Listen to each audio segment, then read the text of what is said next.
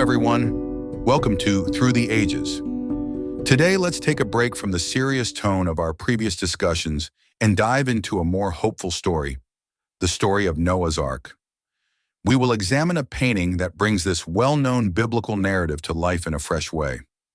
This version of Noah's Ark was created by Edward Hicks, a 19th century American folk artist. Growing up in a Quaker family, Hicks's beliefs significantly influenced his artistic expression.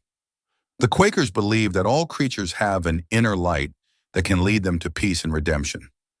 This concept is evident in many of Hicks's works, including his depiction of Noah's Ark. Before we explore his painting, let's briefly revisit the story of Noah and how he and his family overcame one of the greatest challenges in history.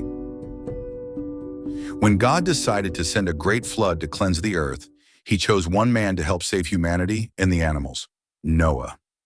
Why Noah? Because he was a righteous man. God assigned Noah a significant mission to construct an enormous ark, a huge boat that would transport his family and pairs of every kind of animal to safety. The instructions were super specific. The ark had to be made of gopher wood. It was designed to have rooms within it and to be coated inside and out with pitch for waterproofing.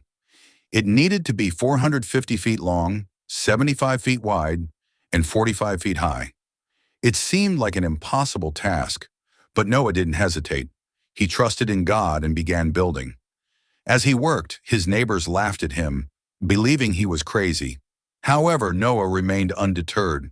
He continued his efforts, steadfast in his faith in God's plan. When the ark was finally completed, God told Noah to gather pairs of every kind of animal. That meant 2 of each unclean animal and 7 pairs of each clean animal. Noah also made sure his family was prepared to board the ark, his wife, his sons, and their wives.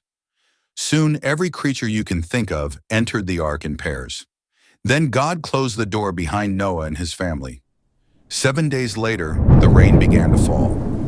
This was not just a light rain, it was a massive storm. Water poured from the sky and surged up from the ground. For 40 days and nights, the rain continued without pause. The floodwaters rose so high that they submerged even the tallest mountains.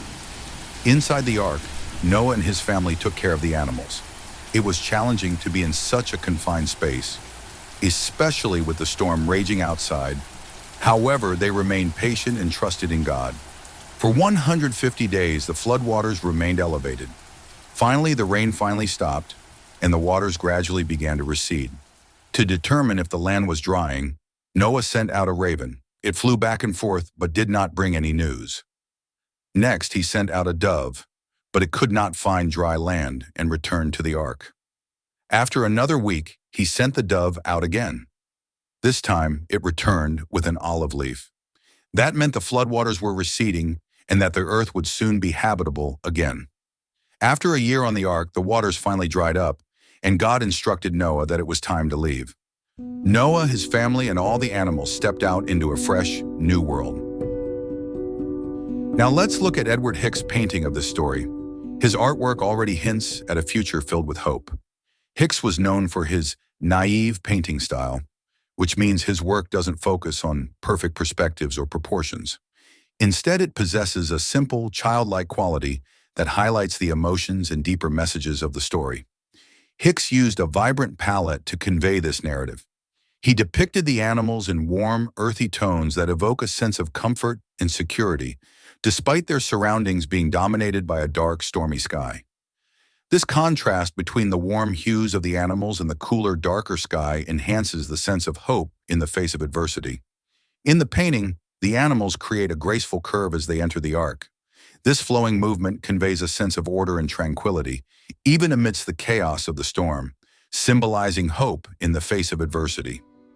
Hicks also incorporated symbolic elements, such as pairs of animals, which represent unity and cooperation. Some of these animals gaze directly at the viewer, making us feel connected and encouraging us to think about our relationship with nature.